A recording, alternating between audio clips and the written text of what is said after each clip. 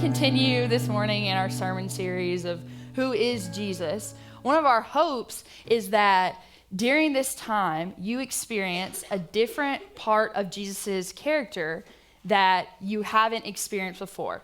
For instance, a wise scholar, Nate Russell, which now that I'm thinking back, I think he got this from Whitney, but who knows?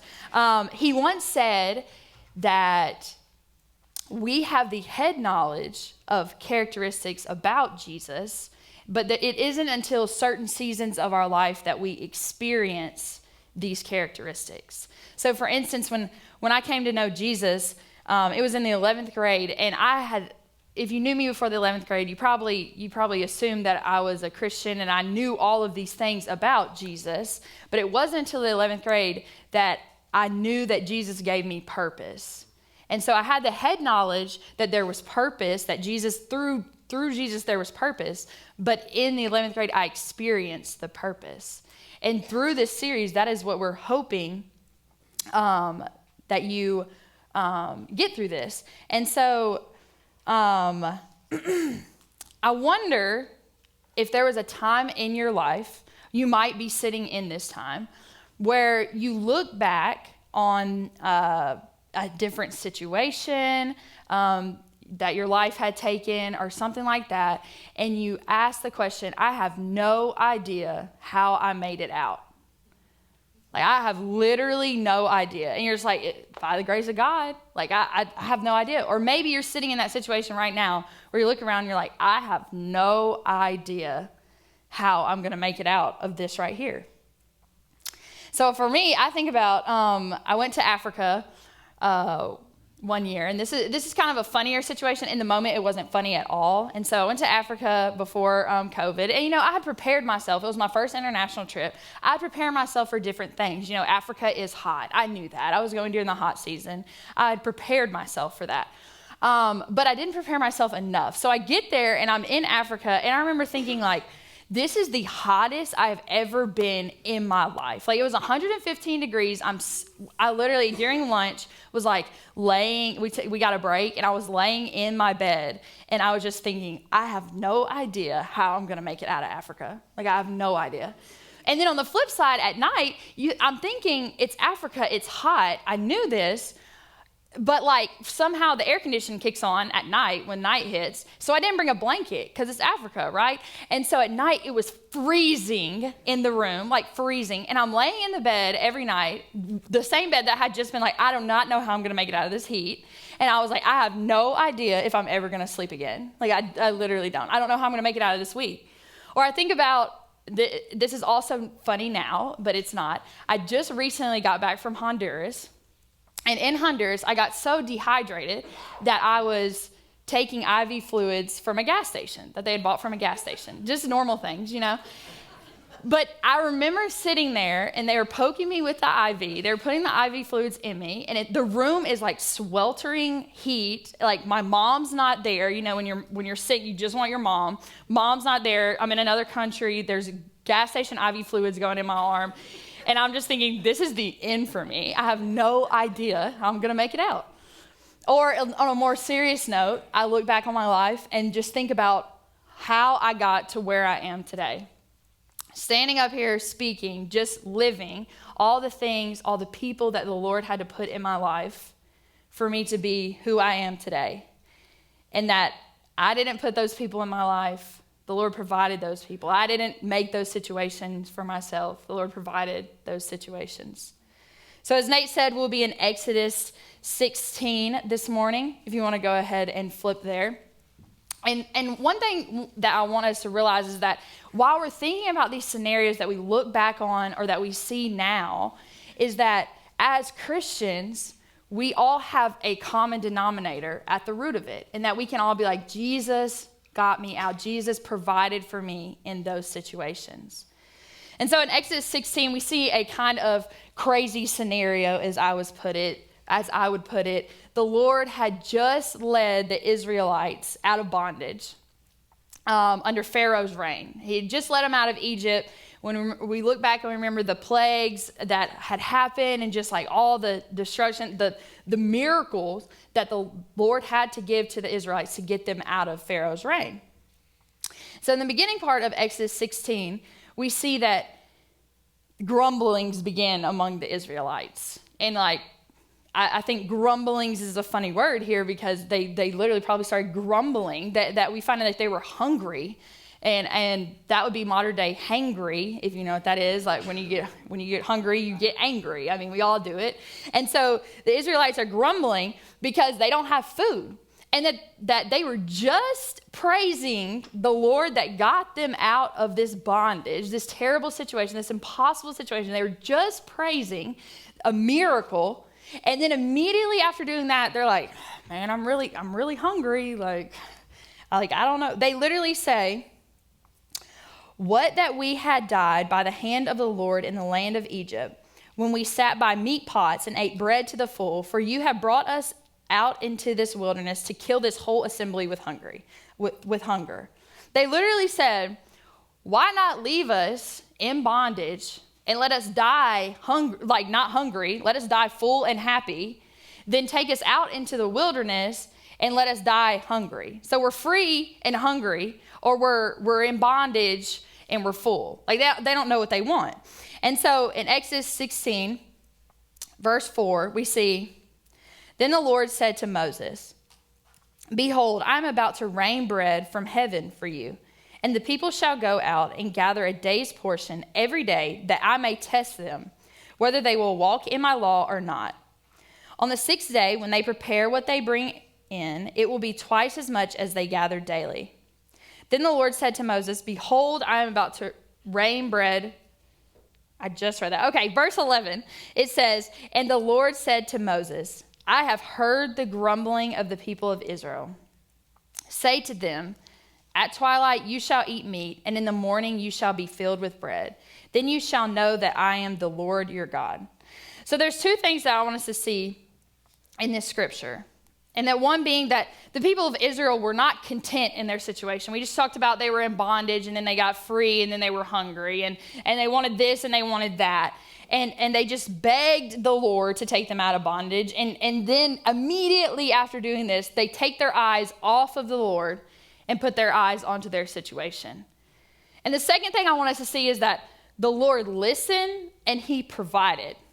Still, he listened to them and he provided.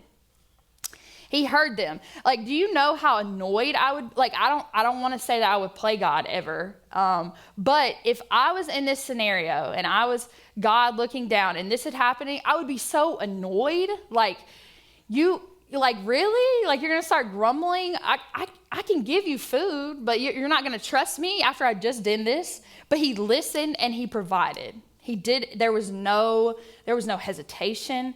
There was nothing. And so we see in verse 18, it says, but when they measured it with an omer, whoever gathered much had nothing left over, and whoever gathered little had no lack. Each of them gathered as much as he could eat.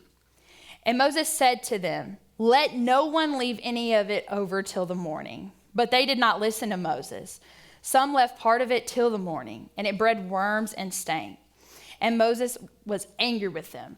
And so we see that the Lord sets up a test, and he's like, you are to go out and just gather as much as you can eat to get you full for that day, and then I'm going to provide for you tomorrow. But obviously we can see how the test went. The Israelites hoarded up as much bread as possible so that they could have some more for the next day, because they didn't trust that the Lord would continue to provide for them. And so I think this is interesting. I'm going to put this on Josh. We have a team that analyzes. We just go through and look at each other's sermons so that we're not preaching heresy or anything like that. And so Josh, he made an interesting comment on this. And this is very like a little example, but I think it was big for us for a while there. And we think of the Israelites hoarding up the bread because they didn't trust that the Lord would provide of them. We think also of like the hoarding of toilet paper.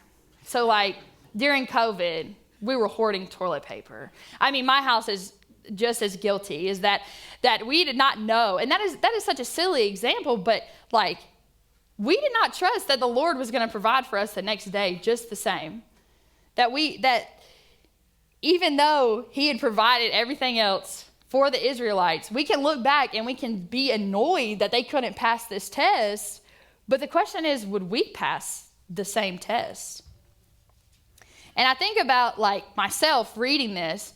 I'm just like, are you kidding? I'm just like really disappointed in them. And I'm like, come on, like y'all do better. It was so easy. Just listen. And then I hear the voice of the Lord saying, right, Lindsey, like it is easy. Just listen, like just do what I say. And it's like, so true. And so it's easy for us in this scenario to look at the Israelites and not put ourselves in that same situation. And so in verse 18, we see that they gathered as much as they could eat, and the bread starts to go bad and it stinks. And, you know, we can often say that why did he ruin such good bread? But the Lord provided them with just what they needed each and every day. He never failed and he never over provided. Everything he gave them was enough, and it was just what they needed. So verses 31 through 33 say, now the house of Israel called its name manna. It was like coriander seed, white, and the taste of it was like wafers made with honey. I think of like modern day Hawaiian bread. This is probably what it would be. Verse 32 says, Moses said, this is what the Lord has commanded. Let an omer of it be kept throughout your generations, so that they may see the bread with which I fed you in the wilderness when I brought you out of the land of Egypt. And Moses said to Aaron, take a jar and put an omer of manna in it and place it before the Lord to be kept throughout your generations. And so we see that the Lord is commanding them to take a piece of the bread and keep it through the generations. That they were so easy to forget when he led them out of bondage. They're so easy to forget that he was always going to provide for them. And so he said, take a jar and put a piece of it and keep it for generations. That generation after generation after generation would remember what the Lord had provided for them. Through the bread provided to the Israelites, we see a God who did not want humanity to forget the promise of his provision. But the problem that we find with this bread is that it didn't satisfy the Israelites. That day after day, they had to keep getting more. That they longed for more, they needed more, they thirsted for more, they hungered for more. And so we ask, what would be the answer to this problem? What would truly satisfy humanity? And so we often see that Jesus is referred to as the bread of life. And John 6:35 says, Jesus says, I am the bread of life. Whoever comes to me shall not hunger, and whoever believes in me shall never thirst. See, Jesus is the answer to the problem of the Israelites. The Israelites still grew hungry. Humanity still grew hungry. Humanity would never be satisfied until Jesus steps onto the scene, and he becomes the everlasting provider that we ever needed. And so now flipping to Matthew 14 and 15. And these are, in Matthew 14 and 15, these are two stories that we're going to look at that are very common in the church. But the miracle is not common. And so in Matthew 14, we see the story of Jesus feeding the 5,000. But what I don't want us to miss is that right before he feeds the 5,000, his cousin and his dear friend, John the Baptist, he had just learned that he had been killed. The king had killed him. And I say cousin and dear friend because Jesus and John the Baptist were close, and he had just lost this close friend. And so he goes away to a desolate place to grieve, one can wonder. And the crowd actually followed him. The crowd followed him to this place. And Matthew 14, 16 through 21 says, but Jesus said they need not go away. You give them something to eat. They said to him, we only have 5 loaves here and 2 fish. And he said, "Bring them here to me." Then he ordered the crowds to sit down on the grass, and taking the 5 loaves and the 2 fish, he looked up to heaven and said a blessing. Then he broke the loaves and gave them to the disciples, and the disciples gave them to the crowds. And they all ate and were satisfied. And they took up 12 baskets full of the broken pieces left over. And those who ate were about 5,000 men, besides women and children. So we see that the unbelievable happens. We know this. We know that Jesus took little to nothing and he fed a crowd. He provided a crowd with a meal. That he feeds 5,000 men plus women and children. And he does this with 5 loaves and 2 fish. But what I don't want us to miss is that Jesus had compassion on the crowd. That before he even knew anything, when they followed him, he had compassion on them. And he said, they need not go away. You give them something to eat. He didn't have to feed them. He didn't have to. He could have been like, oh, go find your own. Like, it's been real. But he has compassion on them and he feeds them from little to nothing. And in verse 17, we see that the disciples say, we only have 5 loaves and 2 fish. The disciples doubted the provider just like the Israelites did, that Jesus is the bread of life. He tells the disciples in John that he is the sustainer, that he is the provider. But they doubt him and say, we only have 5 loaves and 2 fish. But most importantly, in verse 20, I want us to see that they all ate and they were all satisfied. They all ate. They were all satisfied. They did not have too little. They had just enough. They did not have too much. They were not full. They had just enough. Everything that they needed, Jesus provided. And so in Matthew 15, 32 through 37, we see that the unbelievable happens again. And so it says, then Jesus called his disciples to him and said, I have compassion on the crowd because they have been with me now 3 days and have nothing to eat. And I am unwilling to send them away hungry, lest they faint on the way. And the disciples said to him, where are we to get enough bread in such a desolate place to feed so great a crowd? And Jesus said to them, how many loaves do you have? They said, 7 and a few small fish. And directing the crowd to sit down on the ground, he took the 7 loaves and the fish, and having given thanks, he broke them and gave them to the disciples. And the disciples gave them to the crowds. And they all ate and were satisfied. And they took up 7 baskets full of the broken pieces left over. So just like before, I want us to see that Jesus once again had compassion on the crowd. He had compassion. He didn't know everyone in the crowd. He didn't know their walks of life. He didn't know really much about them. It was a crowd, and he still had compassion on them. In verse 33, we see Jesus had just fed. He had just fed the 5,000. Like the disciples had just watched him feed the 5,000. And they still say, where are we to get enough to feed this crowd? It just like, it hurts. It hurts to like read this because he had just done it. Like, why couldn't they be like, oh yeah, here's 1 piece of bread, come on. But no, he said, where are we to get enough? And it's because the disciples, they took their eyes off of the provider and they put their eyes on the situation that they had.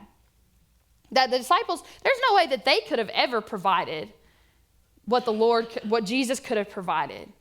And instead, they were looking at the situation from their own perspective. And they never thought to put their eyes back on the provider. And I also want us to see in verse 37 that they all ate and they were all satisfied. All 4,000 men, plus women and children, were satisfied. Just like before, there wasn't too much and there wasn't too little. See, we see Jesus provide for 2 outrageous numbers of crowds with little to nothing. Because the miracle wasn't just the bread. The miracle was the provider. The miracle was the hands of the one giving the bread out. And we're going back to John 6, where Jesus says he is the bread of life, that he is the sustainer, the provider. We see that Jesus is for everyone. He doesn't provide for certain people depending on how they act, think, or present themselves. We don't know what the crowd looked like. We don't know where the crowd came from. But we do know that Jesus provided for every single one of them, and that they were all satisfied and they all ate. He didn't when they walked up, he didn't say, what's your income? What's your last name? No, he provided for everyone because he is for everyone. We said Jesus is full of compassion. Just like before, every crowd he saw, he was compassionate. Even when he was grieving and going to a desolate place because he had just lost his good friend, his cousin, he still felt compassion and performed a miracle. He provided for them. We see that Jesus is enough, that he isn't too little. He doesn't provide too little for us. He doesn't provide too much. He is enough. He provides what we need when we need it for our own good. See, one thing that we struggle to do is we feel like Jesus isn't working or that he's forgotten about us. But what we forget is that Jesus sees the whole picture when we only see the situation right in front of us. For me, this came during senior year of college, because who doesn't have an existential crisis during senior year of college? And I remember calling my mom, and I cried. I don't cry much, but I was crying on the phone because I didn't know what was next for me. I had 2 years left of eligibility for basketball. I didn't know, should I keep playing? Should I stop? I had known in the back of my head it's probably time for me to just give it up. But like, when your only personality trait is that you play basketball, it's kind of hard to give up the one thing that, you think has meaning in your life. But I felt like Jesus was so far from the situation that it was almost that, not that he didn't care about what I did next, but he was like, Lindsey, like, you got it. Like, you go. But what I didn't realize is that Jesus was providing me with a heart change. He was providing me with maturity. He was providing me doors to be open in the background that I couldn't see. Because during this time, if I would have gotten the phone call from Bill Beavers at the beginning of this crisis that I was having, I don't know if my heart, the Lord, my heart was changed enough to take the opportunity that I had. But what I didn't know is that the Lord was changing the way I thought. The Lord was changing the way I acted. He was changing my heart to be in a place where I could accept my next step.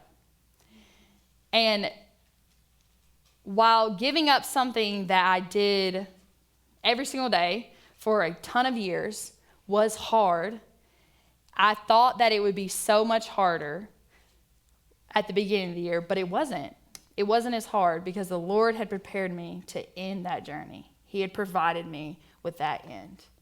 Now, it came with a lot of tears and a lot of, I'm sure my friends have whiplash from me being like, I'm going to do this. No, I'm actually going to do this, or I'm going to go do this. But in the end, he provided me for my own good. And we see that Jesus' past provision is the best indicator of his future faithfulness. We see it in Scripture. We've seen it today. The Lord provided just what the Israelites needed. Jesus provided the crowds with enough food for them to be satisfied fully. And on the cross, in Jesus' death, was enough. And because of that promise, we are sustained fully in him and him alone to this day. So circling back to what I said earlier about experiencing different aspects of Jesus at different points in our lives, I came to figure out that there was a plan for us in the beginning, there was a plan for us in the middle, and at the end. At all points of time, the Lord had a plan for humanity kept in mind. And so Jesus being the provider and the Lord providing for us through Jesus came to me, and I experienced it when I read Genesis 3, a couple months ago.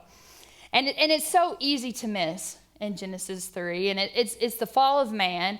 And Adam and Eve had just eaten the apple. They had just created a divide between humanity and God. I mean, literally almost immediately. And we see this verse. And the Lord God made for Adam and his wife garments of skin and clothed them. See, Adam and Eve, they were naked and they were scared. They were running from God. They were embarrassed. They were guilty. They were hiding. And the Lord, the Creator, this is the first time that we see death in the Bible. And it is the Creator killing his perfect creation. He had just made with his perfect hands. He had taken his holy and precious time on, and he kills this creation, and he puts the clothes on Adam and Eve to provide for them.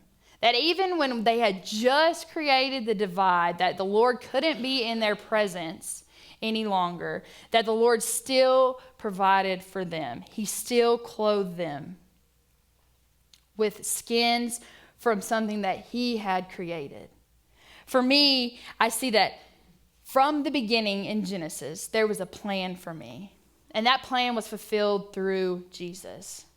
That Jesus is my ultimate provider. But I was so loved in Genesis in the beginning that the Lord provided for them then, so that now he provides for us now, still to this day.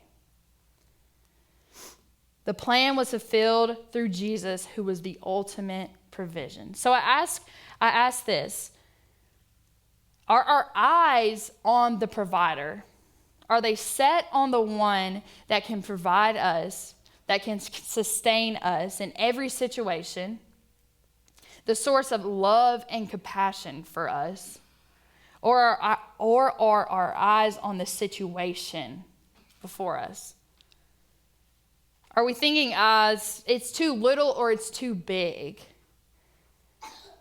Are we thinking we can get ourselves out of it, or we have no idea how we're going to get out of it?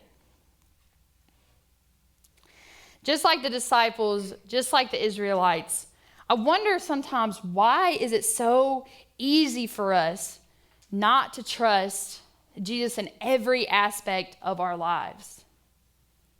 That we trust the man that hung on the cross, that we trust him with our eternity, but we don't trust him with our day-to-day life. Why? It's because as humans, we cannot provide for ourselves, that we must lean into the provider to provide for us. So as we end today, as we go about this week, as we go about this Easter season, where has Jesus been a provider in your life? And during that time, was Jesus the one that your eyes were set on? Or was it harder because your eyes were not set on Jesus? Let's pray.